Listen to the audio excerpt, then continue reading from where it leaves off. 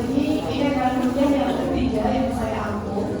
Selain gangguan psikotik, gangguan kepribadian, dan yang terakhir adalah psikiatri masyarakat. Ya, sudah makan adik-adik?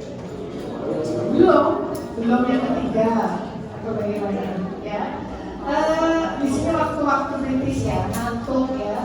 Ini aslinya nyala nggak? Nggak. Jadi seperti spa ini ya. Seperti spa ya. Ya, makanya nggak usah lama-lama ya. Setuju nggak?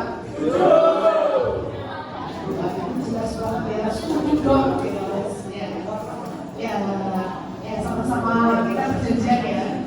Nanti kalau ternyata jam 3 udah selesai ya sama-sama ya. Ya, psikiatri masyarakat. Atrenya bis. Apa di sini? Belum diangkat. Oh iya. Psikiatri masyarakat ya di sini. Jadi kalau kita lihat di gambarnya ini, bahwa ini bukan secara individu tapi komunitas ya. Jadi dari komunitas tidak hanya satu orang, tapi dari berbagai macam komunitas di sini. Dan psikiatri masyarakat ini memang erat sekali hubungannya dengan dua topik, yaitu psikiatri budaya dan psikiatri komunitas. Budaya di sini adalah budaya setempat di mana komunitas itu berada. Ya, dan di sini akan menimbulkan banyak sekali perbedaan budaya, interaksi budaya, dan dua hubungan ini saling berkaitan sehingga menimbulkan suatu psikiatri di masyarakat, gitu ya. Budaya, kita tahu bahwa di Indonesia ada berbagai macam budaya yang berbeda. Ya, apalagi kalau kita tahu di sini mahasiswa tidak hanya dari Jawa, pasti ada yang dari luar Jawa, ya, dari Sumatera, Kalimantan, yang masuk ke Solo dengan budaya yang sangat berbeda sekali ya di sini ya. Budayanya umumnya memang benar-benar dikedepankan ya. Jadi kalau kita lihat orang Solo itu kalau bicara halus ya, kayak Pak Jokowi gitu ya, halus gitu ya. Tapi di belakangnya border. Tapi di belakangnya, jadi ciri khas orang Solo itu kalau ada tahu belakang itu ya, belakang ya. Di belakangnya kan ada nyongol di belakang. Itu khasnya. Jadi di depan, ya di depan dia baik nih, tapi ternyata di belakang dia memendam rasa. Saya orang Solo asli, ya. Kiasan deh, tapi itu tidak semua. Kiasan makanya karena kita bicara tentang budaya. Aduh ya, panas banget ya. Saya baru ngomong sebentar aja sumuk banget ya Allah.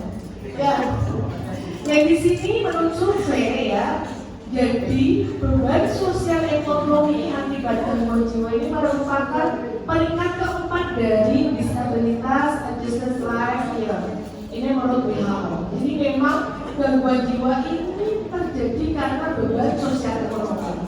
Dan di sini adik-adik nanti setelah jadi dokter adalah seorang GP atau general practice. Dikatakan sekitar 20-30% pasien pelayanan kesehatan primer atau di Polri atau di puskesmas dikatakan memperlihatkan gejala gangguan mental. Ternyata banyak, iya.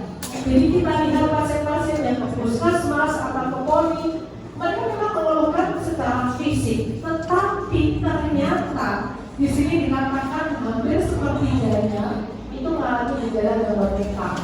Lalu pasien-pasien psikosomatik, pasien-pasien dengan somatisasi, dengan somatofon, banyak sekali keluhannya. Dan tapi setelah dilakukan pemeriksaan misal sonoronsen, misal CT scan normal, tetapi keluhan itu ada terus-menerus. Makanya dan itu nanti kalau dia sudah jadi dokter sering banget menangani pasien itu dengan psikosomatis ya. Jadi dikatakan memang lumayan banyak ya, 20-30% di pelayanan kesehatan primer yang nanti ada tangani di sini ya. Pada saat intensif juga ya. Ya, di sini dikatakan riset kesehatan dasar pada tahun 2013, jadi kurang lebih 10 tahun ya kalau di sini ya. Prevalensi gangguan mental emosional, misalnya pada depresi dan kecemasan, lumayan banyak nih. 6% pada usia 15 tahun. Kira-kira kelas 3 SMP, kelas 1 SMA ya, atau sekitar 14 juta orang ya. Dan kalau ada baca di media sosial, baru saja kemarin itu ada kan jadi kasus bunuh diri ya, kayak di Tangerang atau di mana yang dulu itu juga di Semarang ya, seorang mahasiswa ya yang melakukan suicide atau bunuh diri dan dia meninggalkan di secari kertas seperti itu ya. Jadi memang semakin kesini dan memang insiden ya orang dengan suicide itu biasanya pada usia-usia 18 sampai 25. Tidak ada yang usia 40, 50 nggak ada ini. Karena kita tahu pada usia-usia 23, 24, 19 adalah usia-usia peralihan antara remaja dan dewasa. Jadi dikatakan dewasa muda. Dia udah lepas dari remajanya, tapi dewasa itu belum. Jadi usia-usia peralihan, di mana memang gampang sekali ini ya terjadi perubahan emosional. Jadi seringkali memang usia di mana terjadi insiden tadi ya, gangguan bunuh diri ya pada usia-usia seperti itu ya. Jadi kalau pada usia lebih dari 50 kan sudah nggak ada maksudnya, kecuali pada pasien-pasien dengan gangguan organik yang sudah kronis, dia sudah capek dengan sakitnya itu ya. Berdasarkan jumlah tersebut ternyata di sini ya 57.000 orang dari 400 itu kan sekitar 1/8-nya orang itu pernah dipasung. Dan angka pemasungan ya, udah terbayang nih orang yang dipasung itu bagaimana ya. Angka pemasungan di pedesaan adalah sekitar 18%, dan ini memang lebih tinggi daripada di perkotaan. Jadi pemasungan itu bukan dengan pemasungan dengan balok itu ya, bisa dengan rantai, bisa dengan dia diisolasi seperti itu. Tapi memang sebagian besar terjadi karena ketidaktahuan, karena edukasi ke masyarakat yang kurang. Jadi yang mereka tahu adalah orang dengan gangguan jiwa ini harus dipasung nih. Kenapa? Dia kerasukan, dia memang mungkin diguna-guna orang ya. Oh mungkin dia memang punya dosa yang besar seperti itu ya. Oke. Gangguan jiwa atau gejala psikologis lebih sering ditemui pada ya. Jadi di sini dikatakan determinan sosial budaya pada gangguan jiwa. Jelas yang pertama yang paling berpengaruh ada pada kelas dengan sosial ekonomi yang rendah. Ya di sini ya sosial ekonominya itu rendah. Karena dengan beban ekonomi yang rendah akan mempengaruhi segala sisi kehidupan seseorang. Yang kedua adalah tanpa ikatan sosial yang berarti. Ya di mana memang misal ada orang dengan dia ke kota ya, orang perantauan ya seperti itu ya, tanpa ikatan sosial yang berarti. Jadi karena biasanya merantau kemudian juga timbul gangguan jiwa, tidak memiliki peran sosial yang bermanfaat karena tanpa adanya ikatan sosial, kehilangan traumatik ikatan sosial yang bermakna ya. Di sini apa? Misalnya pada kasus-kasus bencana ya, traumatik ikatan sosial yang bermakna. Selanjutnya perubahan budaya ya. Misalnya pada adik-adik mungkin pada perubahan budaya yang ada di sini mungkin dari Kalimantan, dari Sumatera yang mungkin beda jauh dengan budaya di Jawa ya, sehingga di sini terjadi perubahan budaya dan ini bila terjadi secara mendadak dikatakan sebagai culture shock ya. Mungkin pada bencana yang dia harus bertransaksi secara mendadak seperti itu, dan pasca bencana ya. Jadi determinan sosial budaya memang yang menduduki peringkat pertama ya, pada kelas sosial ekonomi yang rendah. Karena dengan kelas sosial ekonomi yang rendah, otomatis akan berpengaruh pada semua di bawah ini. Ya, yang pertama adalah pada urban mental health. Ya, jadi wanita karena urbanisasi. Ya, kalau kita lihat ini ya, dari desa ke kota berbondong-bondong. Ya, ada orang-orang dengan mencari penghidupan di kota. Ya, di sini di mana memang di kota itu banyak gedung bertingkat dengan pendapatan yang tinggi. Ya, memang membawa perubahan secara ekonomi, perubahan secara sosial, pendapatan di desa semakin meningkat. Kalau kita lihat di daerah di Jawa Tengah ya, di daerah Wonogiri ya, itu banyak warganya yang jadi penjual bakso di kota itu dari seperti perantauan, dan mereka pada saat pulang ke desanya benar-benar orang desa itu melihat mereka ekonominya meningkat, mempunyai segala barang mewah ya, rumahnya bagus seperti itu. Di sini itu adalah suatu perubahan yang positif ya, perubahan sosial yang positif ya, jadi pendapatan yang meningkat seperti itu. Tetapi ya di sini selain perubahan positif jelas ada masalah psikososial yang tidak bisa terelakkan ya, karena adanya urbanisasi ini sehingga mereka melihat bahwa di kota besar di Jakarta itu jelas pendapatannya tinggi, banyak lapangan kerja. Kalau kita memikirkan ini memang bukan hanya pada pekerja yang lain. Seorang dokter di sini ya, memang next kehidupan seorang dokter itu memang klasik ya. Jangan berpikiran wah jadi dokter itu nanti langsung bisa apa ya, katakanlah seperti harapan dari orang tua. Oke, ya. Jadi basicnya di sini adalah kita besok ya, jadi di sini memang benar-benar kita tahu bahwa kemarin dari Menteri Kesehatan menyatakan bahwa untuk pemerataan tenaga kesehatan dalam hal ini medis memang sangat kurang. Saya nggak tahu itu datanya dari mana. Sehingga memang tidak dipungkiri banyak sekali universitas dan pendidikan ya. Dan itu bukan hanya berefek next bahwa nanti persaingan itu jelas. Bagaimana kita punya kekhasan, bagaimana kita punya keunikan, bagaimana kita sebagai seorang dokter bisa survive, itu yang terpenting. Jadi saya katakan ini bukan hanya pada pekerja, kita sebagai calon dokter kita juga harus sudah memikirkan dari sekarang. Ya, semakin ke depan memang semakin sulit. Nanti akan banyak sekali lulusan dokter. Ya, makanya di sini memang pemerataan di daerah-daerah terpencil, walaupun mungkin semua memang terpusat di Jawa nih, banyak banget memang. Berapa langkah itu nanti akan ada dokter, berapa langkah. Ya seperti ya kita tidak usah malu nih, mungkin pada warung kayak gitu ya.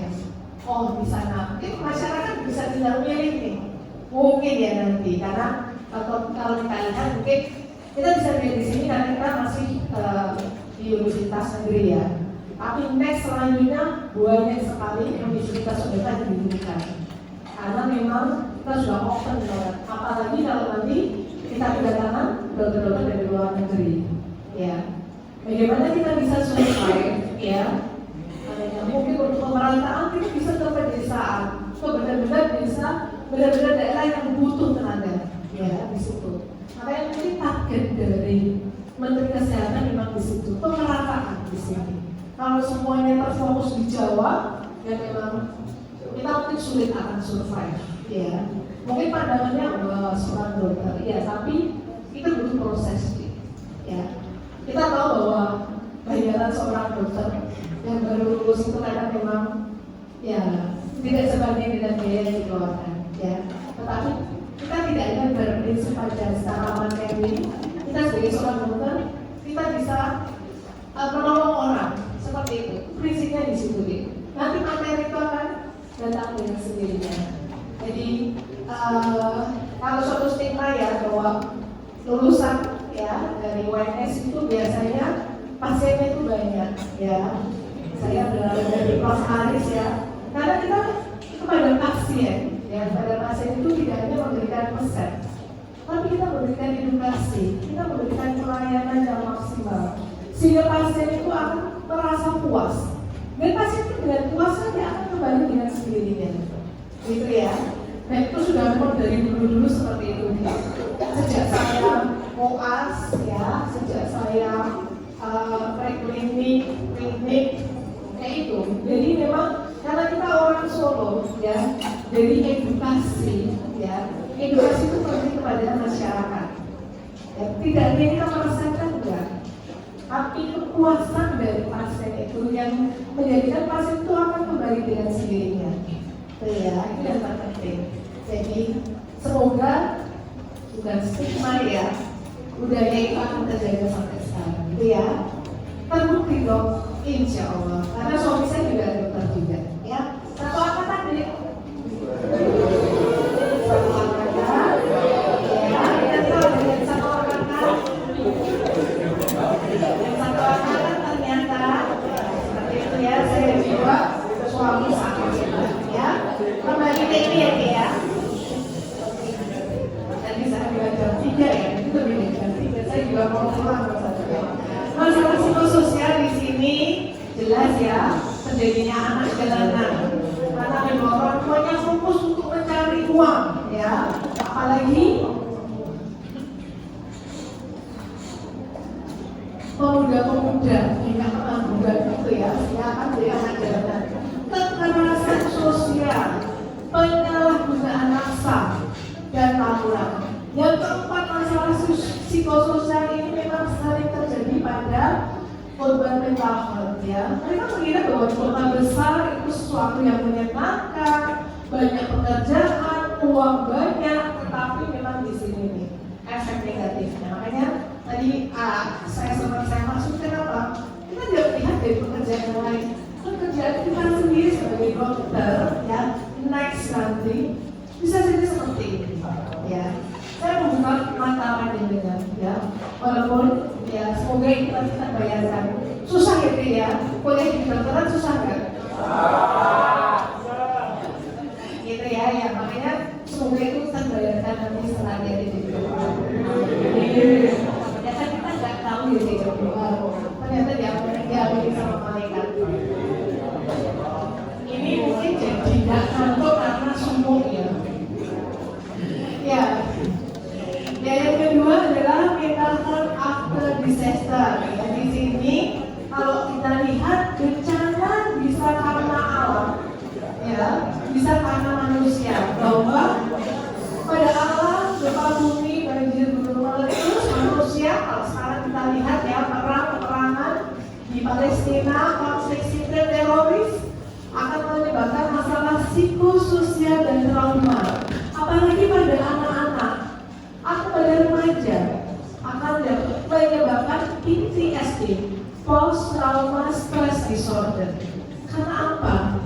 Mereka disuguhkan dengan berbagai macam trauma, kematian seluruh anggota keluarga. Mungkin dia yang hidup sendiri, mungkin keluarganya, bapak ibunya mati, ataupun kemarin seperti pandemi COVID. Ya, itu bisa dokter, bisa dikatakan suatu bencana pandemi di mana seluruh anggota keluarganya meninggal, ya seperti itu.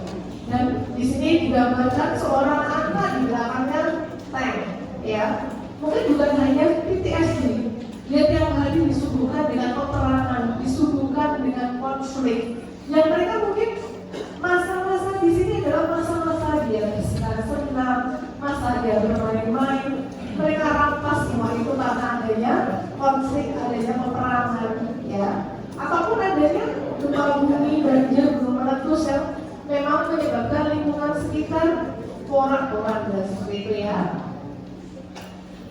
Ya, kemudian cancer body disorder, gangguan jiwa yang terjadi karena stres atau tekanan budaya. Yang di sini menurut Masrik pada tahun 87, di sini dikatakan perubahan budaya yang cepat dan kehilangan budaya yang lama, misalnya pada organisasi dan modernisasi.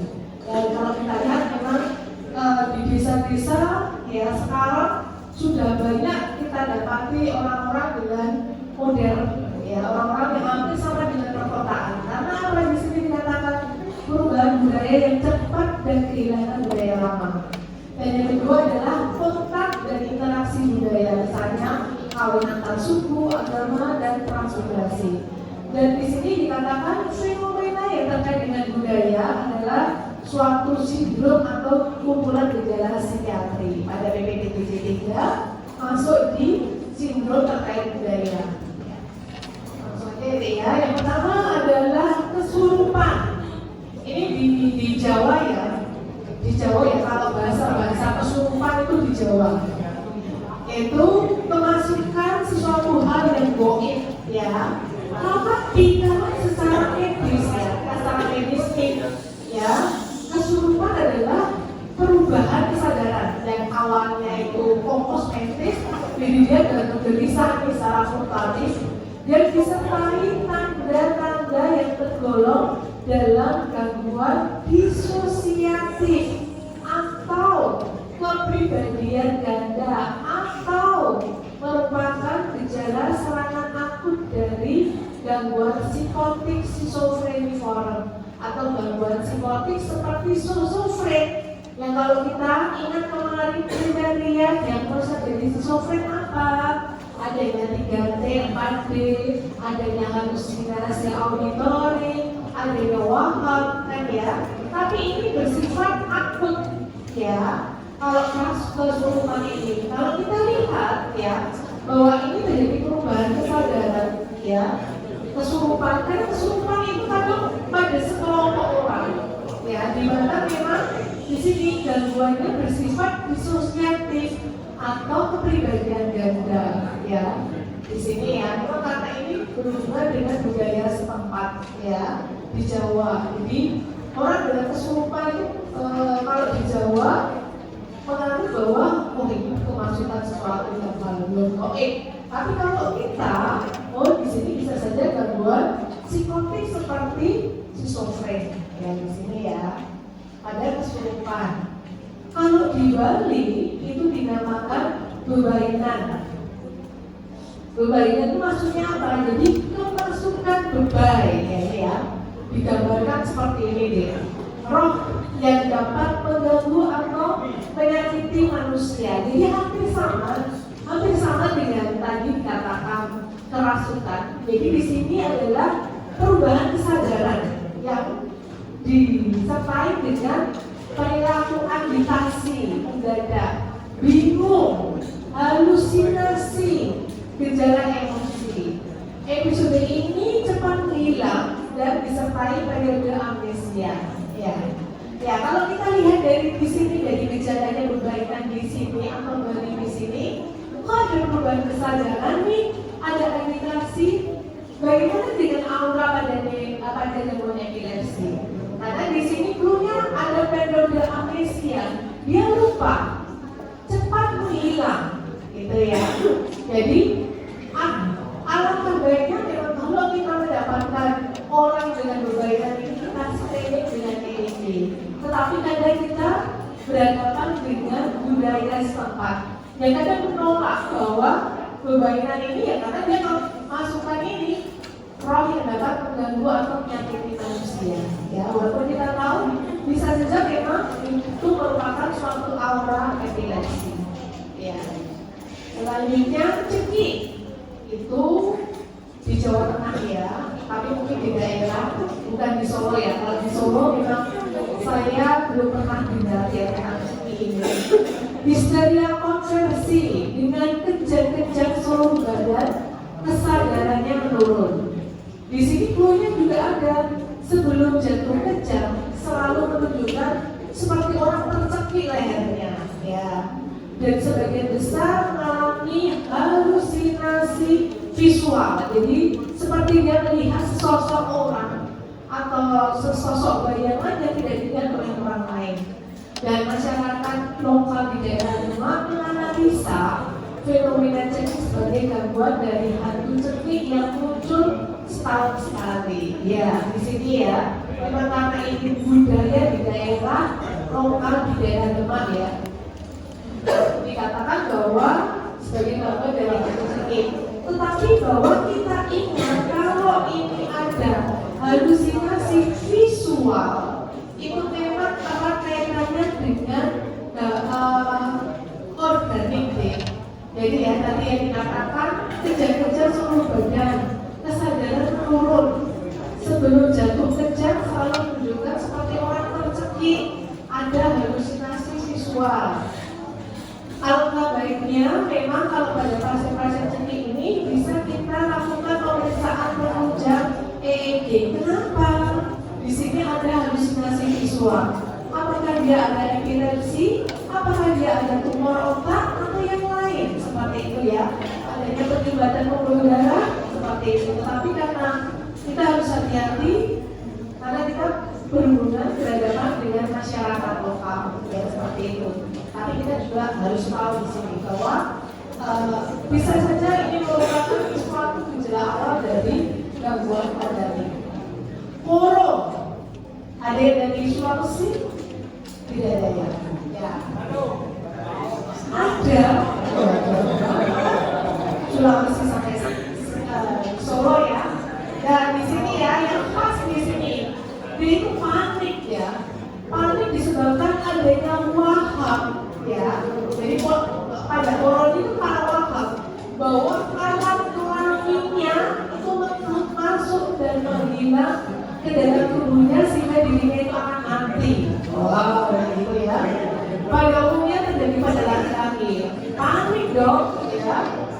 Apalagi ada waham ya. Waham otomatis dia kalau waham dia yakin 100% bersifat egosentris ya. Tidak bisa ditapaskan berlaku sesuai wahamnya.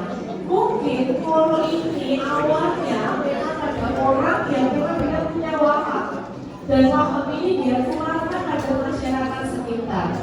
Ya walaupun di sini ya orang itu berusaha dan dengan cara membuat alat-alat alaminya atau dengan api. Wow ya, menakutkan ini ya. Kalau perlu kita bantuan orang lain memegang alat-alatnya secara terus-menerus. Saya juga nggak tahu nih, apakah itu memang benar-benar terjadi atau enggak. Ya, serangan ini pada suatu saat dapat terlihat dengan sendirinya dan pasien itu menjadi tenang kembali. Nah kalau kita lihat pada pasien pada orang dengan koro ini, kemungkinan memang dia sudah ada kelainan secara fisik, ya.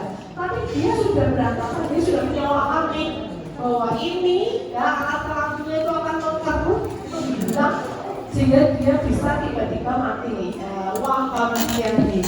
Karena waham kan otomatis tidak sesuai dengan budaya. Tetapi karena kemungkinan di daerah Sulawesi Selatan ini secara intelektual, secara pendidikan mereka menengah ke bawah, sehingga mereka tidak percaya dengan waham pada koro ini, ya. Dan ini mungkin sudah berlangsung berlama ya di sini ya. Next pada Amok ya. Jadi yang saya terangkan ini pada daerah-daerah tertentu ya yang ada suatu budaya yang kadang memang berbeda dengan budaya kita ya. Kegagalan menekan impuls atau rangsangan yang mengakibatkan suatu tindakan kekerasan yang ditujukan keluar dirinya sehingga mengakibatkan malapetaka bagi orang lain. Setelah episode itu selesai, pasien tenang dan menyesal. Ini dihubungkan dengan suatu orang Indonesia yang tidak suka mengekspresikan emosinya, sehingga suatu saat menjadi mata gelam. Ya, memang sifat orang Indonesia sendiri kan memang sungkan ya. Sungkan Indonesia mungkin Indonesia Jawa mungkin ya. Sungkan, bener, pekewo ya, gitu ya. Pekewo, sungkan, dan dia pendam ya, dia pendam rasa itu. Tapi dia kadang karena dia sampai menumpuk-numpuk suatu saat menjadi mata gelap, dia menjadi Amok ini ya. Ya, ini tadi gampang ya kalau orang Jawa ya. Di belakang ternyata ditinggal gitu ya. Marah di belakangnya. Kalau orang di luar Jawa itu Jawa Timur ya, karena suami saya Jawa Timur mungkin dia lihat enggak ya udah selesai. Tapi kalau orang di Solo, di Jogja itu mungkin kadang sulit diprediksi. Ya, uniknya di situ memang. Iya, new culture born syndrome kalau di sini bentuk culture born fenomena yang sering muncul terjadi di dunia industri. Jelas karena ini pengaruh dari sosial media, ya. Mempresentasikan tingkah laku antisosial, ya. Di sini memang karena dia di dunia industri, ya, antisosial, dia hidup seperti autistik, hidup pada dunianya sendiri, ya, sehingga timbul seperti geng motor, ya, child abuse, ya, kekerasan pada anak-anak, workaholisme, ya, internet addiction, game addiction, mulai guru-guru atau yang lain, ya. Game addiction, internet addiction di sini memang sering terjadi, walaupun memang tidak dimungkiri ya, Dik, ya. Sekarang ini kita tidak mungkin lepas dari internet, ya. Tetapi memang kriteria dari adiksi kita harus tahu, ya, game addiction atau internet addiction, ya. Berapa jam, ya? Bagaimana dia memperlakukan internet game ini hanya untuk sebagai refreshing, ya. Tidak suatu hal yang utama kalau game addiction. Mungkin ada yang di sini mungkin refreshingnya ya game, ya. Benar kan? Iya, ada sebagian orang yang memang untuk refreshingnya dia game, tapi tidak menyebabkan dia addiction. Di sisi lain pada saat dia bisa fokus di perkuliahan ya oke, tapi mungkin untuk refreshingnya dia game, tapi ini belum dimasukkan kriteria game addiction. Dan kita tahu bahwa respon masyarakat dari pasien dengan gangguan jiwa stigmanya itu masih negatif atau malah buruk ya di sini, ya. Karena dikatakan orang dengan gangguan jiwa ini memang sulit diprediksi dan berbahaya, ya. Karena apa?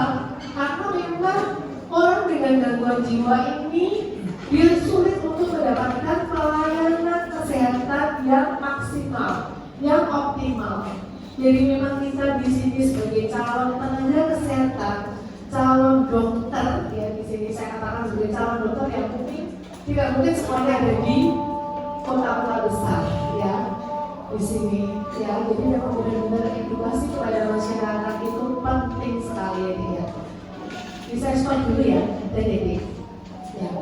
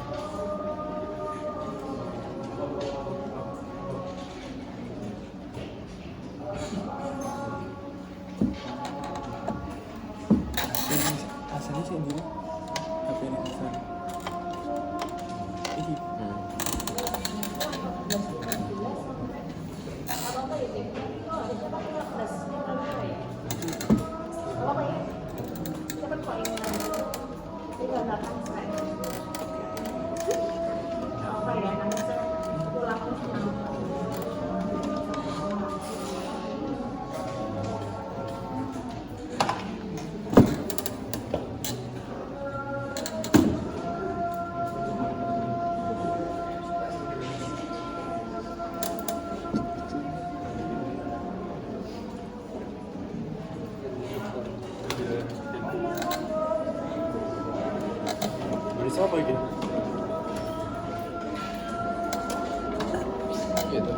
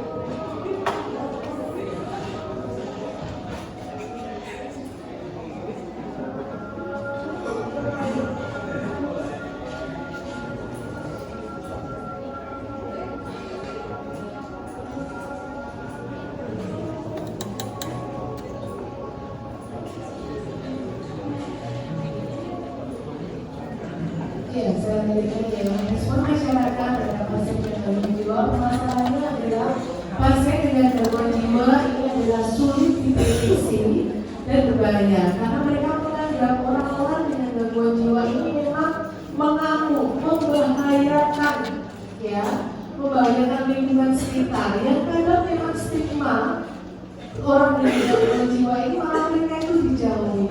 Jadi kita sebagai dokter, ya, calon-calon dokter ini kita edukasi, ya. Kita bukan malah memperburuk stigma, ya, memperburuk stigma. Oh iya, mereka mau harus jauhi, enggak. Karena mereka mempunyai hak untuk mendapatkan perlakuan yang sama. Mereka mempunyai hak untuk mendapatkan pendidikan, pekerjaan, pelayanan kesehatan yang sama dengan kita. Seperti itu ya. Sikap negatif terhadap orang dengan gangguan jiwa akan menghambat individu itu mencari bantuan pelayanan kesehatan psikiatri yang optimal. Seperti ya. Dan pada masyarakat apalagi di daerah pedesaan, ya, sehingga dikatakan bahwa banyak kasus-kasus palsu, ya, di sini dalam menangani pasien dengan gangguan jiwa atau penderita dengan gangguan jiwa. Masih banyak masyarakat tadi tidak di pedesaan. Kalau di sini, kalau di Jawa Tengah memang di daerah Wonogiri itu masih banyak sekali kasus-kasus pemasungan. Dan di sini dikatakan memang dari 17 provinsi. 17 provinsi itu kalau berapa ya? Sekarang ada berapa provinsi? 38, pintar ya. 38 ya, tapi ini mungkin sesudah yang tadi ya, tahun 2013 dikatakan 2.800 orang dipasung, dan dari 2.800 ini ternyata di Jawa Tengah itu mencapai 1.000 ya. Jadi ya lumayan banyak ya.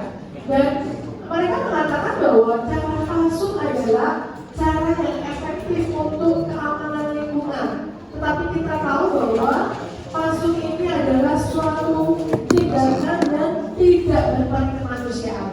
Mungkin ya kalau di film-film itu kan ada beberapa orang ya dengan dipasung ya, dimasukkan di kandang ya, dia diberikan kayu ya, dirantai, dia hanya diberikan seperti memperlakukan hewan ya, jadi dia diberi makan ya, karena mereka menganggap bahwa ini tuh berbahaya, dia itu mengamuk kalau tidak dipasung. Tapi sebenarnya orang-orang dengan gangguan jiwa ini dia bisa tertangani dengan baik kalau dia mendapatkan pengobatan yang optimal seperti itu ya. Di sini jadi perlakuan mereka memang seperti memperlakukan hewan ya, kalau kita lihat di televisi seperti itu ya. Dan karena memang tadi sosial ekonomi mereka yang rendah, edukasi, pendidikan mereka mungkin mereka tidak lulus SD bisa atau tidak bersekolah ya. Dan di sini sebenarnya sejak tahun 77 November melarang pemasungan ya di sini ya. Dan sebenarnya perawatan dan pembiayaan pasien dengan gangguan jiwa ini atau pengendalian itu diakui oleh atau dirawat sepenuhnya oleh pemerintah daerah, ya. Dan di sini peran psikiatri masyarakat, bahwa psikiatri masyarakat ini pengobatannya bukan hanya secara kuratif, tetapi dikatakan promotif, preventif, kuratif maupun rehabilitatif, di mana memang promotif kita mempromosikan bahwa orang dengan gangguan jiwa yang selama ini stigma negatif kepada orang gangguan jiwa itu memang tidak benar ya, karena memang mereka bisa aktif, bisa kembali ke masyarakat ya, bila memang penanganannya dengan baik. Preventif pencegahan ya, deteksi dini ya, bagaimana kita bisa mendeteksi dini, kita memberdayakan orang-orang di sekitar ya, kader kesehatan atau masyarakat pada umumnya. Kuratif, otomatis, pengobatan. Kita bawa orang dengan gangguan jiwa itu pada pengobatan, misal di puskesmas atau di klinik kesehatan jiwa, Dan rehabilitatif adalah mengembalikan orang dengan gangguan jiwa ini ke masyarakat sehingga bisa berdaya guna. Dia bisa menghasilkan sesuatu karya, sesuatu yang bisa menghasilkan penghasilan. Ya di sini ya, psikiatri pencegahan preventif ini untuk menurunkan omset atau insidensi atau awitan awal ya. Di sini lamanya dan kecacatan atau gangguan sisa dari gangguan mental itu sendiri, preventif pencegahannya. Walaupun kita tahu bahwa orang dengan gangguan jiwa ini biopsikososial itu peranannya besar sekali. Sedangkan pencegahan primer mencegah omset penyakit atau gangguan sehingga dapat menurunkan insidensi. Ya, di sini ya, menghilangkan agennya, menurunkan faktor risiko. Ya, walaupun kita tahu orang dengan gangguan jiwa di sini memang faktor risiko genetik yang tidak mungkin bisa kita UPUD ya kalau situ ya, meningkatkan daya tahan bos. Ini tentang penyakit fisik ya, tentang fisik penyakit ini juga penyakit secara fisik. Secondary yaitu menurunkan prevalensi gangguan dengan memperpendek durasinya. Bagaimana? Jadi kita mendayagunakan masyarakat sekitar untuk mengidentifikasi bagaimana kita memberikan edukasi, memberikan penyuluhan kepada masyarakat. Ini loh gangguan jiwa, ini loh orang dengan schizofren, ini loh halusinasi itu terjadi karena memang ada orang-orang yang ngomong dengan dia yang dia bisa diobati dengan obat-obat antipsikotik ya. Dan pengobatannya ini bersifat sesegera mungkin. Dengan pengobatan sesegera sehingga prognosisnya akan membaik ya. Dan tersier di sini adalah rehabilitasi psikiatri, di mana pada pasien-pasien bisa di rumah sakit jiwa sebenarnya memang ada bangsa akut, bangsa stabil dan rehabilitasi. Pada rehabilitasi di sini pasien-pasien dengan gangguan jiwa diberikan suatu keahlian bagaimana dia bisa berdaya guna di masyarakat, dia bisa mandiri ya seperti ini ya. Oke, yang terakhir prinsip psikiatri masyarakat. Ya, di sini prinsip-prinsipnya adalah penekanannya itu pada praktek di dalam masyarakat. Dan di sini penekanannya lebih pada masyarakat, di mana dia bisa berdaya guna ya pada orang dengan gangguan jiwa daripada individu. Dan di sini penekanannya pada psikoterapi singkat. Misal pada psikoterapi singkat di sini adalah psikoedukasi. Kita berikan edukasi kepada masyarakat dan krisis intervensi. Dan di sini pelayanannya bersifat preventif. Jadi memang prinsip dari psikiatri masyarakat ini bukan berupa kuratif, tapi preventif, pencegahan. Dan di sini prosesnya memang tidak hanya satu proses, tapi secara berkesinambungan dan komprehensif. Ya, saya cukupkan sampai di sini pas jam 3. Ya, mungkin tidak ada pertanyaan ya karena bahan untuk psikiatri masyarakat ini sederhana. Baik kita ini, tapi tadi perkuliahan tentang apa sih di sini psikiatri masyarakat tentang budaya maupun komunitas. Oke, ini nanti juga untuk soal-soal CDP ya, itu yang saya ambilkan dari perkuliahan kita dari siang hari ini. Terima kasih, semoga bermanfaat. Saya cukupkan ya dek ya, jam 3 ya. Atau lebih? Cukup ya. Terima kasih. Assalamualaikum warahmatullahi wabarakatuh.